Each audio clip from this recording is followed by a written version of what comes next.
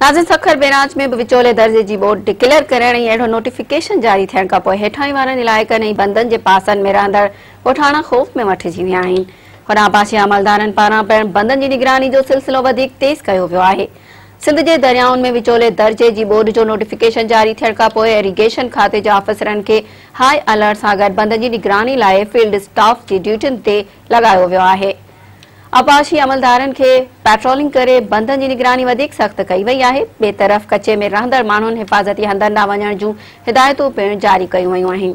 दरियाई वहिकरनि में चार खां पोइ गुडू बैराज में मथां वहिकिरो 4,66,700 क्यूसेक ऐं हेठां वहिकिरो 4,53,453 क्यूसेक रिकॉर्ड कयो वियो।